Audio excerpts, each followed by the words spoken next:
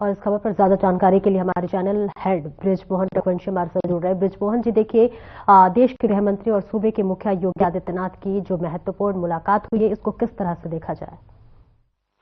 देखिए, कल ये बैठक लगभग 1.5 घंटे से ज्यादा की रही और खासतौर से सबसे पहले उत्तर प्रदेश के मुख्यमंत्री यूपी सदन पहुंचते हैं लगभग 3 बजे। 3 बजे वहां पे वो 15 मिनट बात करते हैं पहले वहां पे तमाम महत्वपूर्ण लोगों से, खासतौर से केंद्रीय मंत्री जो उत्तर प्रदेश सरकार में जिनका सहयोगी दल के रूप में है, कल वो उनसे मुलाकात करने आए थे। मैं नाम का उल्लेख इसलिए नहीं कर सकता क्योंकि बहुत ही एक अनौपचारिक मुलाकात थी और इसलिए हम सब लोगों को इसका आम जनता को इस बात को रखने के लिए कहीं ना कहीं हम जैसे कह सकते हैं कि पत्रकारिता का ये तात्पर्य कभी नहीं रहा कि हम जनता को वो सभी बातें बताएं जो उनके लिए जरूरी हो, वही बताएं जो उनके लिए जरूरी नहीं उसको बताने की आवश्यकता नहीं। पत्रकारिता का अर्थ कभी ये नहीं रहा है कि हम सब कुछ सारी बातें बंद कमरे की हो वो बताएं। तो मैं बताते चलूं, खासतौर से सबसे पहले कल आदित्यनाथ योगी जी जो उत्तर प्रदेश के मुख्यमंत्री हैं और जब वो पहुंच रहे हैं यहाँ पर, उनके साथ उत्तर प्रदेश के मुख्य सचिव श्री मनोज कुमार सिंह जी, प्रमुख सचिव गृह श्री संजय प्रसाद जी और उसके अलावा उनके साथ वर्तमान में रेजिडेंट कमिश्नर हैं सौम्य श्रीवास्तव, वो मौजूद थे। और यूपी सदन में लगभग 15 मिनट रुकने के बाद और उन्होंने मुलाकात की। तुरंत उसके बाद वो एमएचए जाते हैं नॉर्थ ब्लॉक में और वहां पे उनकी मुलाकात होती है आदरणीय गृह मंत्री अमित शाह जी के साथ। और अमित शाह जी ने खासतौर से फिर इस अवसर पे उनसे, क्योंकि ये मैं आपको बताते चलूं, आप देखिए योगी आदित्यनाथ जो उत्तर प्रदेश की जब हम बात करते हैं और महाकुंभ को लेकर के मैंने ये वाली बात आपसे इसलिए बताई, कल भी मैंने अपडेट किया था अपने इस कार्यक्रम के अंदर, क्योंकि आमतौर से जो 3 कानून है उसको लेकर के सभी अखबारों और न्यूज चैनल्स में इस बात को लेकर चर्चा और खबर है, लेकिन महाकुंभ, क्योंकि आप ये देखिए कि अगर हमारे लिए इस देश का सबसे बड़ा पर्व इस बार महाकुंभ होने जा रहा है। लगभग 45 दिन का ये महाकुंभ हो रहा है जिसमें न कि सिर्फ देश के जबकि देश के बाहर के तमाम देशों से लोग आने वाले हैं यहाँ पे और वो यहाँ पे इस पूरे पर्व के दौरान रहेंगे। इसलिए जो सुरक्षा है उसको अभेद बनाया जा रहा है। और जैसे कि आप जानते हैं कि आदरणीय मुख्यमंत्री योगी आदित्यनाथ जी को तमाम थ्रेट्स भी आ चुके हैं और इससे पहले जो कई सारे अभी हाल ही में बहुत सारी बातें तो मीडिया में आई थी, बहुत सारे ऐसे भी जानकारियां थी जो मीडिया को नहीं दी गई, जिसमें महाकुंभ को लेकर के तमाम जो आतंकवादी संगठन है और कई ऐसी एजेंसीज हैं जो खासतौर से जिनका ये बोला गया था कि और खासतौर से पाकिस्तान और ISIS से संबंधित, क्योंकि कुछ और भी एजेंसीज जिनका मैं नाम उल्लेख नहीं करना चाहता हूँ, ये वो एजेंसीज हैं, ये वो आतंकवादी संगठन है जिनको एजेंसीज ने जिनको ट्रैप किया, लेकिन एजेंसीज अभी और भी ऐसे कई सारे संगठनों को ट्रैप कर रही हैं और जिसको उनको जानकारी लगी है, उन्होंने कई सारी कॉल्स इंटरसेप्ट की है जिसमें ये जानकारी लगी कि महाकुंभ को लेकर कोई बड़ी घटना को अंजाम देने की तैयारी में थे। लेकिन उन सबको मैं ये भी बताता चलूं आपसे, इन सबको खासतौर से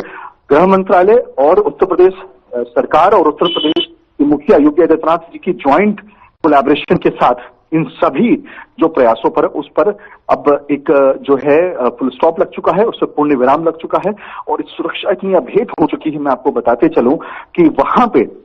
जिस प्रकार से इस बार हाईटेक कर दिया गया है महाकुंभ, इससे पहले महाकुंभ कभी हाईटेक नहीं था और जिस प्रकार से उनकी पूरी जो सुरक्षा जो वहां व्यवस्था होने जा रही है, मैं आपको बताते चलूं कि एक भी व्यक्ति, लगभग 84 करोड़ लोगों को आने की उम्मीद है, लेकिन ये 84 करोड़ का जो आंकड़ा है ये आगे भी बढ़ सकता है। इसको देखते हुए खासतौर से उत्तर प्रदेश सरकार के अलावा आपको मैं ये भी बता दूं, NSG कमांडोज पहुंच चुके हैं। ये पहली बार होगा कि जब किसी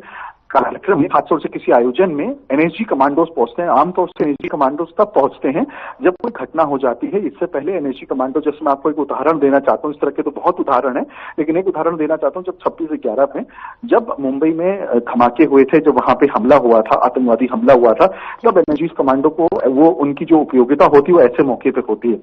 और मैं आपको ये भी बताते चलूं कि इस देश की तमाम एजेंसीज नहीं, अंतर्राष्ट्रीय स्तर की भी एजेंसीज हैं, उनको भी वहां लगाया गया है। तो मैं आपको कह सकता हूं कि जो ये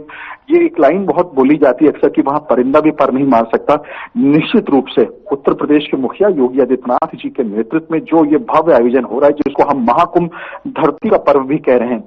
उसमें कोई भी घटना को अंजाम देने से पहले मुझे लगता है कि अब अगर कोई भी ऐसी शक्ति है इस दुनिया की, इस देश की, वो उस पर कतई सुरक्षा में उसमें कोई छेद नहीं कर पाएगी, उसमें किसी प्रकार से उसमें अतिक्रमण नहीं कर पाएगी। और इसीलिए, क्योंकि मैं आपको बताते चलूं, गृह मंत्रालय के साथ जब कोई मुलाकात होती है तो उसमें कई सारे मुख्यमंत्री इकट्ठे आते हैं, उनके साथ कानूनों के ऊपर जब बातचीत होती है, लेकिन योगी आदित्यनाथ जी को, आदरणीय मुख्यमंत्री उत्तर प्रदेश को जब बुलाया गया, तो मैं आपको बताते चलूं ये अचानक एक मुलाकात रखी गई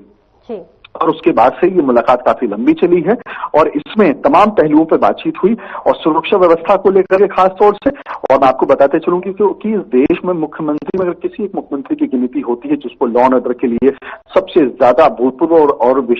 जिसको सबसे दी बेस्ट चीफ मिनिस्टर जिनको बोला जाता है खासतौर से एडमिनिस्ट्रेटर के तौर पे, लॉ एंड ऑर्डर के तौर पे, वो है योगी आदित्यनाथ जी। तो निश्चित रूप से लगभग क्योंकि 2017 से उनकी सरकार उत्तर प्रदेश में, अब वहां पे ऐसी कोई घटना घटी नहीं है और आने वाले समय में भी कोई घटना नहीं घटेगी। तो इन्हीं सब बातों को लेकर के, महाकुंभ को लेकर कल ये बैठक हुई और भी कुछ बिंदुओं पर चर्चा हुई। वो बिंदु में नहीं बताना चाहता हूं क्योंकि वो एक बहुत इंटरनल सिक्योरिटी का भी मैटर है जिसके चलते वो मीटिंग हुई। मैं खुद गृह मंत्रालय मौजूद था। यूपी सदन से आदरणीय मुख्यमंत्री योगी आदित्यनाथ जी जब जाते हैं 3:15 बजे वो निकलते, वो मीटिंग में जाते हैं, वहां से उनको वापस उत्तर प्रदेश सदन आना था और उनकी मुलाकात भी होनी थी, लेकिन वहां से सीधे वो हिंडन एयरपोर्ट चले गए क्योंकि आज मुख्यमंत्री योगी आदित्यनाथ जी के कई कार्य लगे थे खासतौर से लखनऊ के अंदर, फिर वो प्रयागराज और तमाम, क्योंकि कल ये माना जा रहा है कि वहां पे एक रेडियो स्टेशन प्रसार भारती का भी उसका उद्घाटन किया जाएगा और खासतौर से तमाम केंद्रीय मंत्री की विजिट्स हो रही है वहां पे। तो मुख्यमंत्री और गोरखपुर महोत्सव का भी आयोजन है जिसके चलते क्योंकि मुख्यमंत्री योगी आदित्यनाथ की जो टाइम टेबल है मैं आपको बताते चलूं, वो हर रोज का जो रूटीन है उनका वो आम मुख्यमंत्रियों की तरह नहीं है। लगभग उनके 10 से 15 उनके कार्यक्रम रहते हैं जिसके लिए वो वहां पर मौजूद रहते हैं और उनकी कोशिश होती है कि वो हर उस कार्यक्रम में मौजूद रहें, उपस्थित रहें, और इसी के चलते कल वो गृह मंत्रालय से यूपी सदन जाने के बजाय वहां पे वो सीधे हिंडन एयरपोर्ट जाते हैं और वहां से वो लखनऊ सीधे निकल जाते हैं। जी बिल्कुल। बृजमोहन जी, एक और महत्वपूर्ण सवाल, जब भी इस तरह के आयोजन होते हैं तो जो आतंकवादी कहे या उग्रवादी कहे या अराजक तत्व कहे, ये तमाम तरह की देखिए पहले से ही धमकियां देते हैं और ऐसे में लोग जो है वो कहीं ना कहीं असहज महसूस करते हैं ऐसे जगहों पर जाने के लिए। तो प्रशासन की बात कर ले या प्रदेश सरकार की बात कर ले, क्या कुछ इसके लिए तैयारी की जा रही है? देखिए, ये जो आपने सवाल पूछा है, अगर मैं इसका इन डिटेल अगर जवाब दूं तो वो थोड़ा लेंदी होगा, लेकिन मैं इन शॉर्ट में आपको बताऊं। देखिए, उत्तर प्रदेश की एजेंसीज जितनी भी हैं, चाहे वो एटीएस हैं,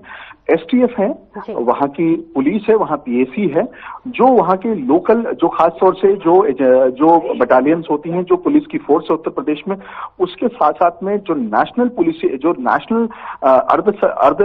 सैनिक बल जिसको हम बोलते हैं, जिसमें आईटीबीपी, जिसमें सीआरपीएफ, जिसमें सीआईएसएफ, ये सारी टुकड़ियां वहां लगा चुकी हैं। और हमें जो जानकारी लगी उसमें डिफेंस के भी तमाम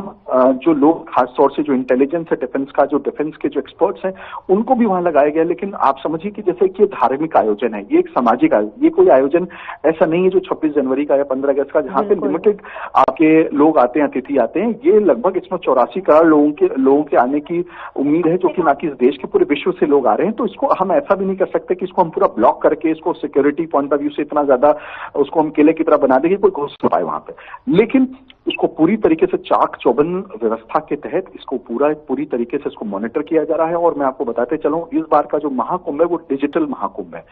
डिजिटल महाकुंभ से तात्पर्य यह है कि वहां पे कोई भी व्यक्ति एंट्री आता है तो उसकी एक डिजिटल एंट्री सबसे पहले होती है। कोई व्यक्ति ऐसे वहां जा ही नहीं सकता, वहां क्यूआर कोड दिया गया है जिसके तहत कोई भी आदमी वहां पे ऐसे आपको घूमते टहलते नहीं मिल जाएगा। बहुत जबरदस्त वहां की सुरक्षा व्यवस्था की जा रही है और सुरक्षा के साथ में व्यवस्था बता रहा हूं क्योंकि यहाँ पे जो लोग आ रहे हैं वो एक धार्मिक आयोजन है। लोग वहां पे घूमने टहलने नहीं आ रहे, वो वहां पे स्नान करने आएंगे। वहां के आयोजनों में वहां तमाम देश के अंतर्राष्ट्रीय स्तर के खाए हैं जहां पे उन सब लोग वहां पे, और सिर्फ ऐसे धार्मिक लोग नहीं, वहां पे पूरे विश्व के तमाम एजेंसीज हैं, तमाम संस्थाएं हैं जो वहां पे आ रही, क्योंकि